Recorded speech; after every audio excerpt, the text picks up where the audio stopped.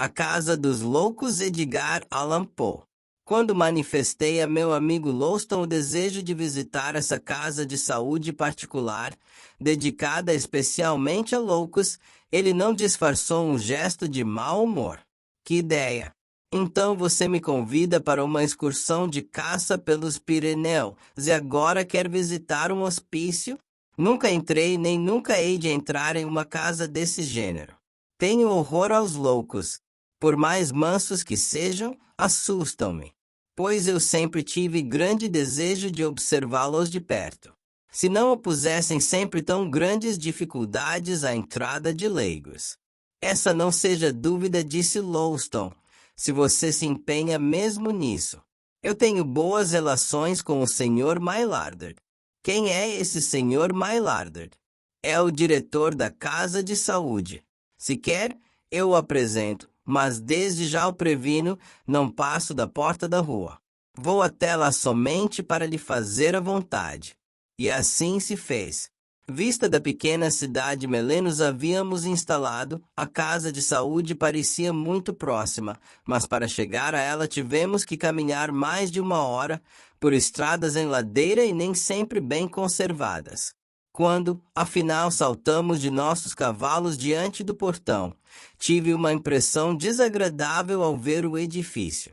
Era um antigo castelo, com a fachada muito estragada pelo tempo e de aspecto fantástico.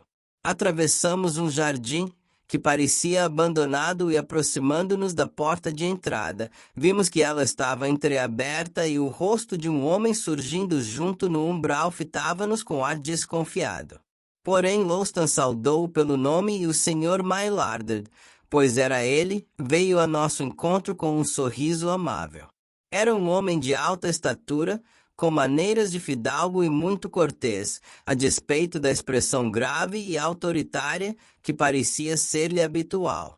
Meu amigo apresentou-me, expôs meu desejo de visitar o estabelecimento e desde que o Sr. Mylarder lhe assegurou que tudo me facilitaria de bom grado, alegou um compromisso urgente e retirou-se. Então o diretor fez-me entrar para um vestíbulo exíguo, mas muito limpo e onde, entre outros objetos denunciando gosto apurado, vi livros, quadros e instrumentos de música. Quando entramos, uma moça de rara formosura estava sentada ao piano e tocava um trecho de Bellini. Ao ver-me, deteve-se e saudou-me com graça perfeita. Estava vestida de luto e seu rosto pálido parecia marcado por um profundo desgosto. Tinham-me dito em Paris que essa casa de saúde fora uma das primeiras a adotar o tratamento pela doçura. Toda a violência física fora banida e era mesmo raro que se mantivessem os loucos presos em cubículos. Recordando essas informações, examinei atentamente a linda moça. Seria ela uma das internadas? Havia em seus olhos um fulgor tão singular. Falei-lhe, tendo cuidado de dizer apenas as banalidades menos capazes de exaltar ou contrariar uma demente. Ela respondia-me com palavras perfeitamente sensatas e mesmo com inteligência notável, mas eu já havia lido bastante sobre loucos para saber que não nos devemos fiar nessas aparências. Quando um criado trouxe refrescos e a moça, com uma breve saudação, retirou-se do vestíbulo, dirigia ao Sr. Mylarder um olhar tão francamente interrogador que ele protestou. Não, essa moça é minha sobrinha. Peço-lhe que me desculpe, como sei que os loucos, aqui, andam livremente. Andavam, corrigiu tristemente o Sr. Mylarder. Como? Exclamei, sinceramente contristado. Será possível que tenha renunciado ao seu método, que tanto ouvi elogiar? Sim, infelizmente, fui forçado a isso há já algumas semanas. A prática é, afinal de contas, o melhor dos mestres e obrigou-me a voltar à velha rotina.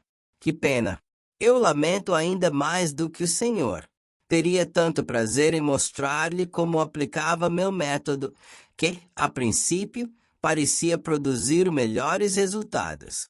Como deve saber, o que caracteriza em geral os loucos é uma ideia fixa, uma mania. Pois bem, e em vez de contrariar essas manias, eu fingia aceitá-las por mais absurdas que fossem. Por exemplo, um de nossos doentes tinha a ideia fixa de que era um galo. Que fazia eu? Servia-lhe os alimentos numa lata, colocada no chão no galinheiro e chamava-o assim. Pi, pi, pi, pi. Venha cá, aqui está seu milho. E isso era bastante para acalmá-los e curá-los? Não, mas juntávamos a essa aquiescência distrações variadas, música, dança, ginástica, jogos. Às vezes encarregava um louco de vigiar outro, fingindo ter inteira confiança em sua habilidade. Isso dava resultados maravilhosos. E não os prendia? Muito raramente. Apenas nos casos de excesso de fúria.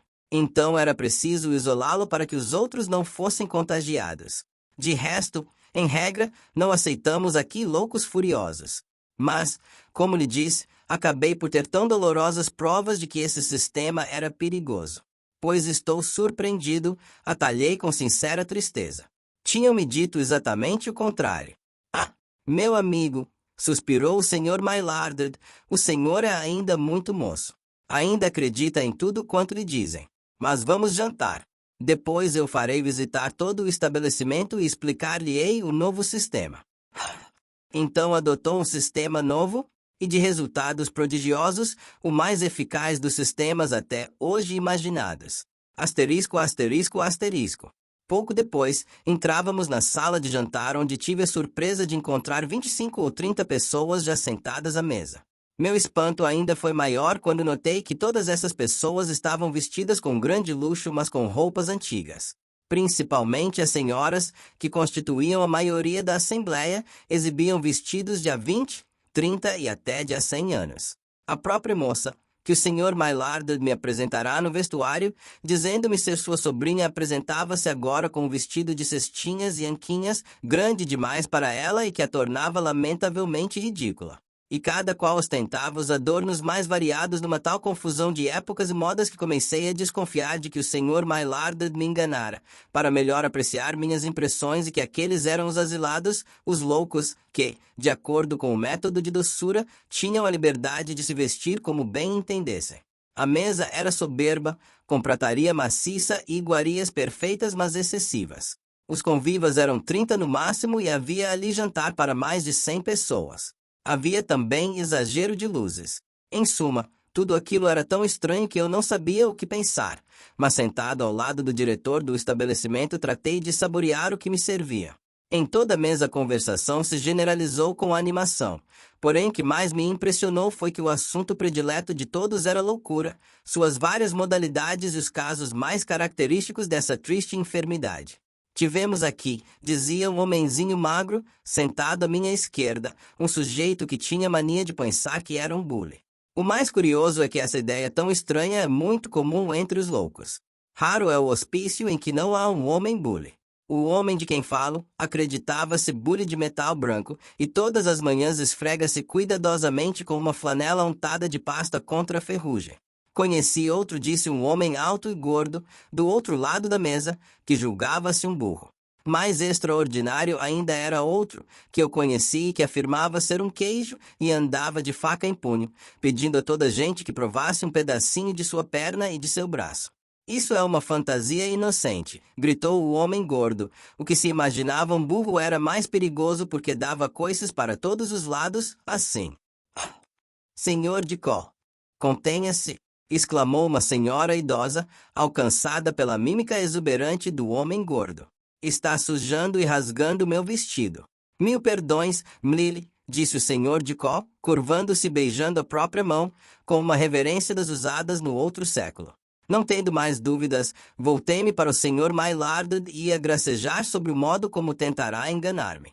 Porém, justamente nesse instante, ele tomou um ar misterioso para me dizer em voz baixa: quando acabarmos de jantar, eu o levarei câmara forte onde estão os meus doentes.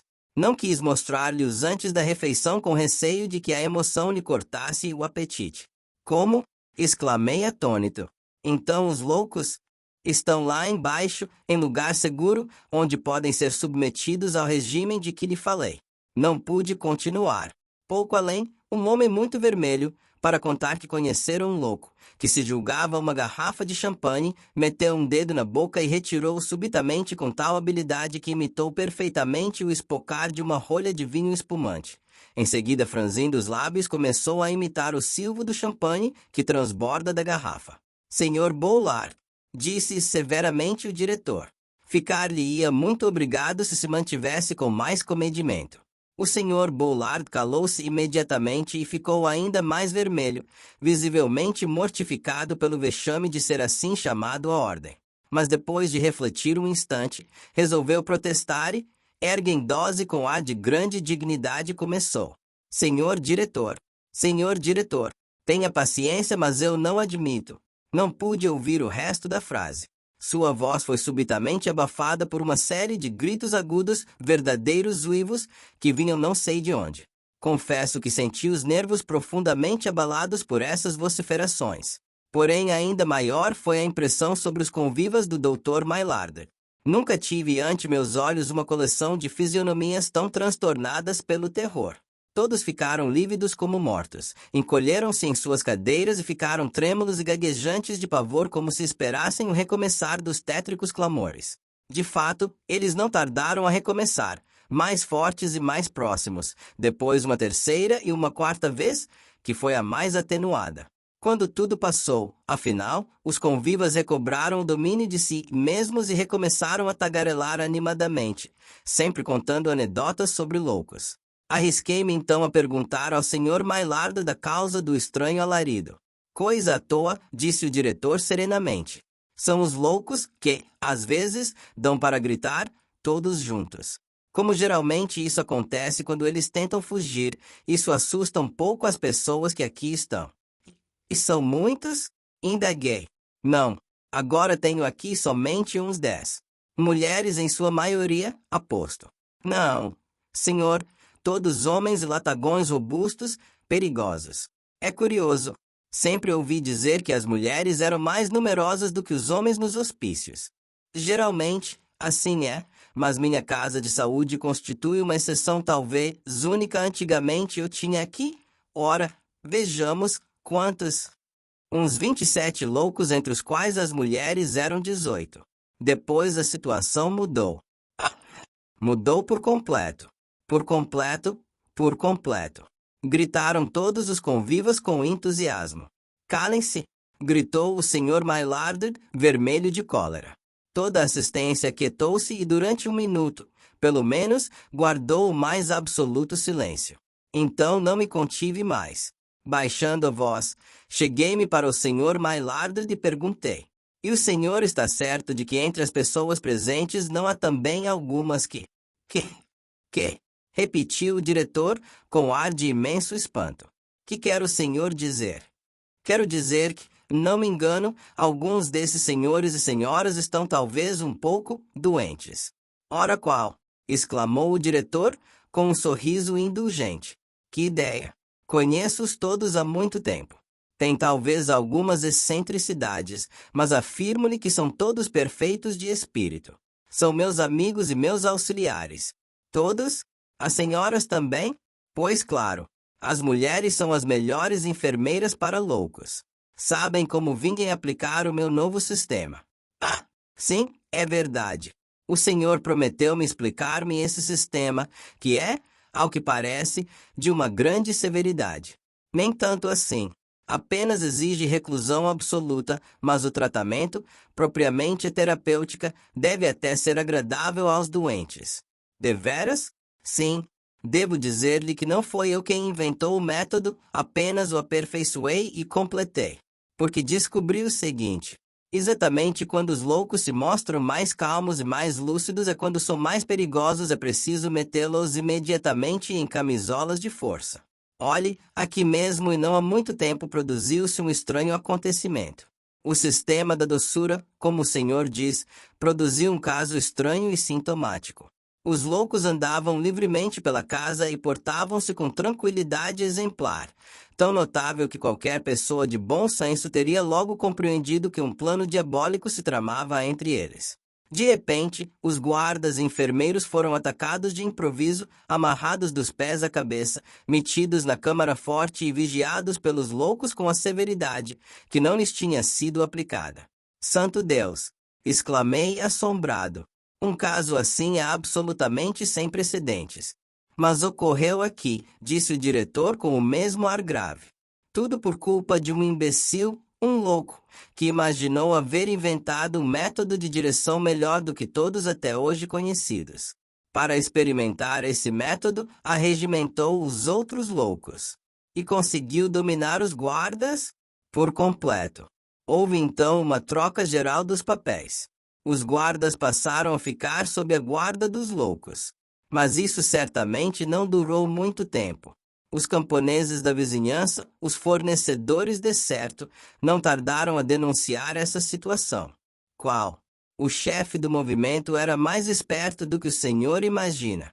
Desde esse dia não deixou entrar aqui nenhum estranho, com exceção única de um rapaz. É verdade, não sei mesmo por que deixou esse rapaz entrar aqui. Então isso durou muito tempo. Muito. Um mês pelo menos. Durante esse tempo, os loucos divertiram-se à vontade, comeram e beberam do melhor, vestiram-se como lhes deu na telha e o melhor foi que não pôde prosseguir. Sua voz foi abafada pelos gritos furiosos que recomeçavam ainda mais fortes do que há pouco e, desta vez, parecendo aproximar-se rapidamente. Céus! Exclamei assustado, é de se jurar que os loucos fugiram. Também me parece, disse o diretor, muito pálido. De fato, as vociferações ouviam-se agora do lado de fora e as portas e janelas foram sacudidas como se várias pessoas singularmente fortes pretendessem penetrar na sala. Seguiu-se uma indescritível confusão. Com grande surpresa para mim, o Sr. Maillard abandonou sua cadeira e meteu-se debaixo do aparador. Os demais convivas corriam assustados ou mantinham-se petrificados pelo terror. E como ninguém pensava em resistir, as portas não tardaram a ceder aos impulsos colossais a que estavam sendo submetidas. Vários homens seminus, com as vestes em farrapos, mas robustos e resolutos penetravam na sala onde, rapidamente amarraram todos os presentes. Só depois disso puderam explicar-me o que havia ocorrido.